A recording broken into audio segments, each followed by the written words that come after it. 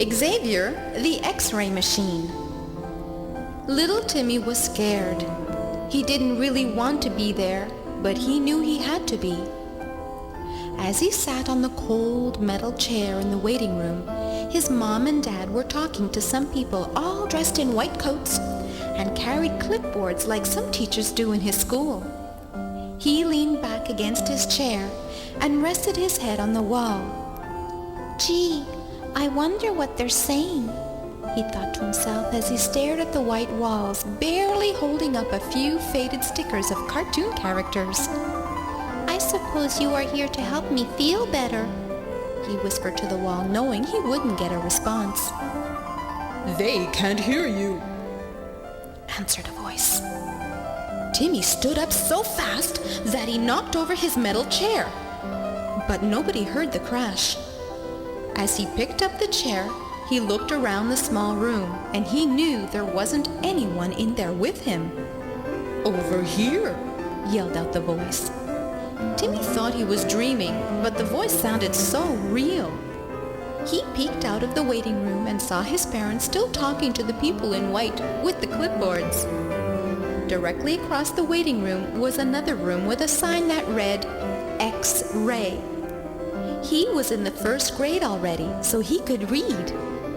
"X-Ray," he stumbled. "That's where Mom and Dad said I would go today." He walked closer to the room and noticed a large, shiny table with a large machine above it on a rail, just like his train set. "That must glide around. Cool!" he squealed. "Don't be afraid, Timmy. Come on in," said the voice. Still, Timmy saw no one in the room. Suddenly, the lights came on and he heard a slight whir coming from the machine on the rail. A friendly face appeared on the glass part of the machine, and it looked down and smiled. "Hi there, Timmy. My name is Xavier, and I'm an X-ray machine." Timmy gulped a big gulp. He didn't think it was so cool anymore. A machine that talks? People all in white carrying clipboards, running around in sneakers, bumping into white walls with faded cartoons to get to the next victim? "Eek!" he screeched. "Get me out of here!" No one could hear him but the big shiny machine. "Timmy, don't be afraid, dear. I am here to help you. Let me show you," Xavier pleaded. Timmy slowly sat on the edge of the table and listened and watched. "Timmy, I heard that you have a boo-boo in your tummy every time you eat. Is that right?" asked Xavier. "Yes," promptly responded the boy. "You've tried all kinds of medicines and nothing seems to help, right?" added Xavier. "Right, but how do you know all this?" "It is my job to know everything so that I know what to look for when I take a picture of your tummy."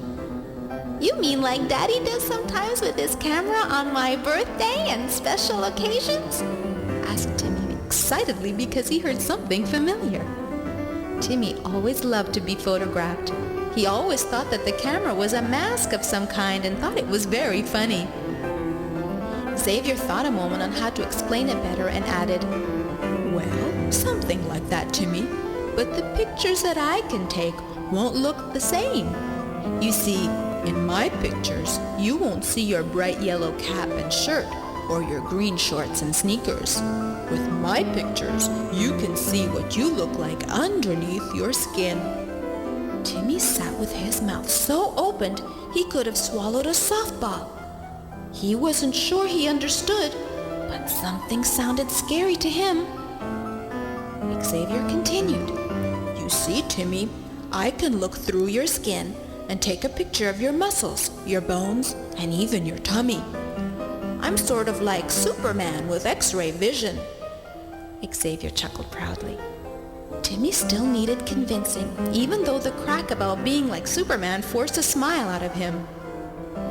"I can look deep into your body and take pictures of everything I see.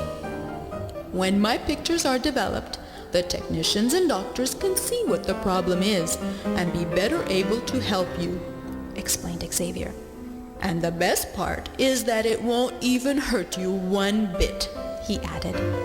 Timmy listened carefully to everything Xavier was saying to him and started to realize that perhaps this wasn't so bad after all. "Are you sure that it won't even hurt?" asked Timmy. "Not one tiny bit," answered Xavier. Timmy got up from the metal table and walked around it to examine it a little closer. There were no sharp objects, and everything was so shiny like a new fire engine. He glided his hand over the machine and said, "Thank you, Xavier. I feel much better now. I really think I could do this." "That's a good boy, Timmy. Just remember, I'll be watching you during the whole thing, so don't forget to smile," giggled Xavier. Timmy giggled right back. "Timmy! Timmy!" nudged his mother. "Timmy, honey, wake up, dear. It's time to get your X-ray done." "Huh? What happened? Where's Xavier?" said Timmy. "Who's Xavier?" said his father. Suddenly, Timmy realized that he had fallen asleep while waiting for his parents. "But what about Xavier?" he thought to himself. "Was he just a dream? No, he couldn't be. He was too real, but... Timmy walked between his parents to the X-ray room where he believed he had just been in with Xavier. He looked around and everything looked familiar. But how is that possible? Did he dream it all, or did it really happen? The technician took Timmy to the changing room where he helped him put on a blue robe with little horses prancing on it. "You'll be just fine, Timmy," said the technician softly. "Xavier, that's what we call our X-ray machine. He loves kids and kids enjoy him," said the technician. "Xavier?" exclaimed Timmy. "I know him. He spoke to me."